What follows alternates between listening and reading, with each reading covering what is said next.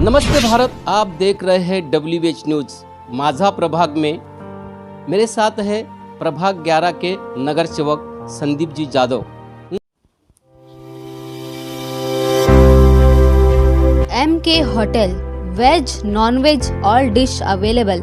Special biryani का एकमात्र स्थान, यशोधरा नगर चौक, पीली नदी, नागपुर। एक बार अवश्य खिदमत का मौका दे। जोमैटो पर भी उपलब्ध।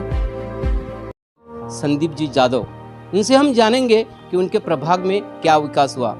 जादव साहब, आपका WH न्यूज़ में स्वागत है। क्या बताएंगे आपके विकास के बारे में? प्रभाग नंबर 11 ये पश्चिम नागपुर का सब में बड़ा ऐसा प्रभाग है जहाँ पर 450 लेआउट्स है। नागपुर सुधार प्रन्यास के बहुत ज़्यादा उनके अंडर में ये आता है एरिया। और ऐसे वक्त नागपुर महानगर पालिका का एक नगर सेवक के नाते 2017 में मेरे को इस प्रभाग के जनता ने चुन के दिया और उसी समय मुझे भारतीय जनता पार्टी ने स्टैंडिंग कमेटी का चेयरमैन बनाया। और इसलिए इतने बड़े प्रभाग में काम करने के लिए मुझे जो निधि की किसी प्रकार की आवश्यकता नहीं पड़ी।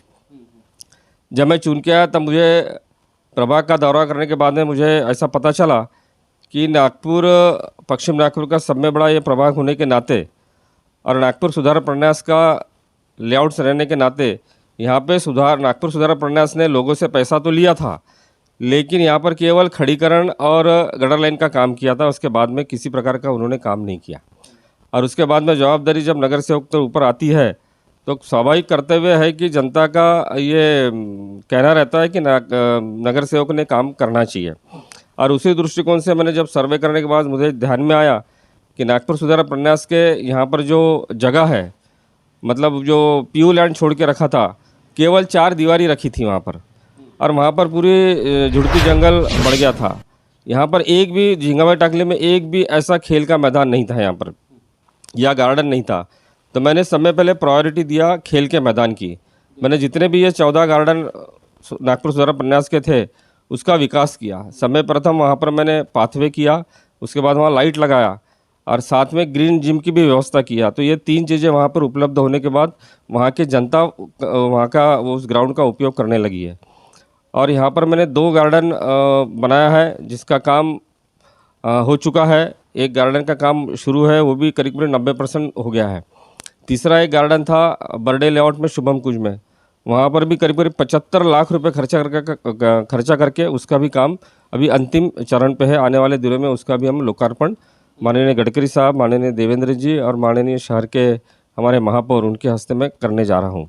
एक बहुत ही सुंदर ऐसा 1.5 एकड़ का वो ग्राउंड है और वहाँ पर नागपुर महानगर पालिका की ओर से 75 लाख रुपए मैं स्टैंडिंग कमेटी चेयरमैन रहते हुए मंजूर किया था और वो भी हम लोग काम मतलब अभी अंतिम चरण में है। करीब कितने करोड़ का आपने 5 साल में विकास के काम किए होंगे? मैंने 2017 में 22 करोड़ के काम मंजूर किया था और फिर एक 3 साल में, पिछला एक 2 साल तो बहुत कठिनाई के वजह से गए।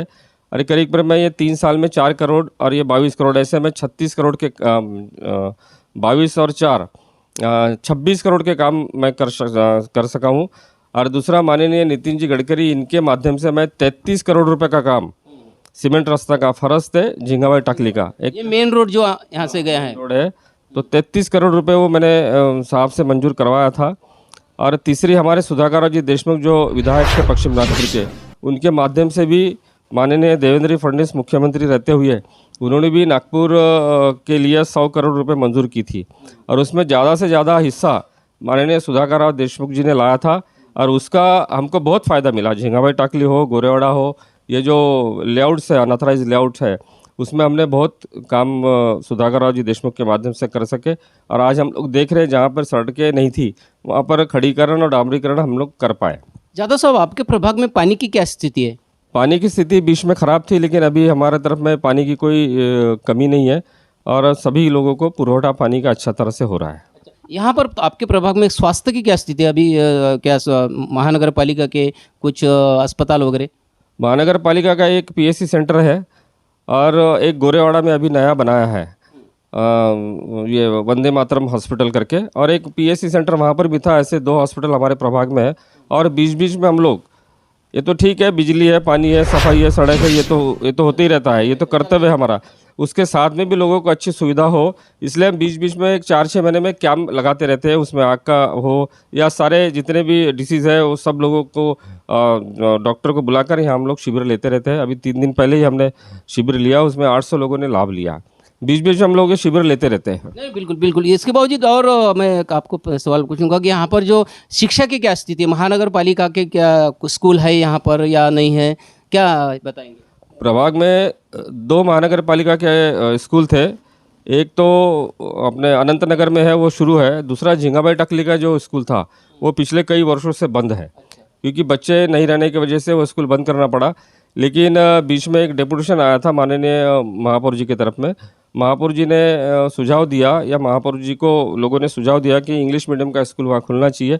इसलिए उस दृष्टिकोण से एक पहली KG1 और KG2 का स्कूल का काम वहाँ पर शुरू है, रिपेयरिंग का काम शुरू है।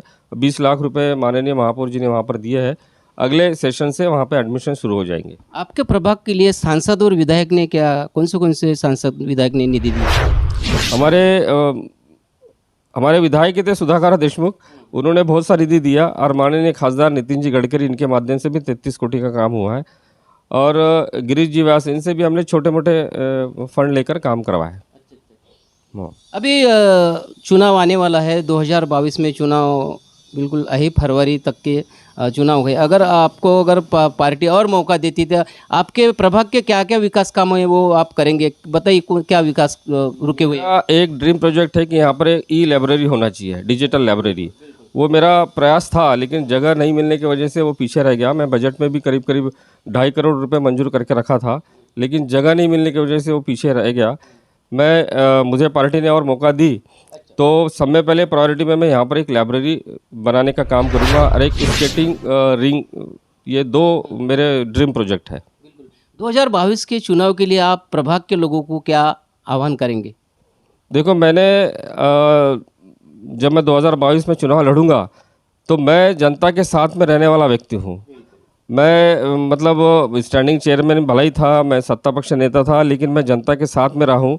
मैं पैदल घूमकर भी रोज़ सुबह वॉकिंग से मैं 50-50 लोगों से रोज़ सलाम दुआ करता हूँ, वहाँ की समस्या जान लेता हूँ। गार्डन में भी जाता हूँ। ये कुछ चुनाव आ रहा है करके नहीं, लेकिन मेरा रूटीन ये कार्यक्रम रहता है, क्योंकि मैं इस प्रभाग में नया रहने की वजह से मेरी जवाबदारी है कि मैं ज़्यादा से ज़्यादा लोगों से पहचान बढ़ाऊँ, और ज़्यादा से ज़्यादा लोगों तक मैं पहुँचूँ, और ज़्यादा से ज़्यादा लोगों के काम करूँ। ये मेरा ये है, स्वभाव ही रहा है। बिल्कुल, ज़्यादा से ज़्यादा लोगों तक पहुंचने का उनका स्वभाव है। और ये संदीप जी यादव जो है, ये एक लोक नेता के तौर पर यहाँ पर महानगर पालिका नागपुर में काम करते हैं। उनका नाम नागपुर शहर में आज भी लोग लेते हैं। विकास की ओर ज़्यादा उनका नज़रिया रहता है, और जहाँ तक के जिस प्रभाग में वो नगर सेवक बनते हैं उस प्रभाग का विकास वो हमेशा करते रहते हैं। और आने वाले चुनाव में पार्टी ने मौका उन्हें दिया तो और भी एक प्रभाग को खुशहाल वो बनाएंगे, विकास करेंगे। तो आप देखते रहिए WH न्यूज़, लाइक करें, सब्सक्राइब करें, और तमाम खबरें देखने के लिए www.whnews.in पर भेंट दें। धन्यवाद।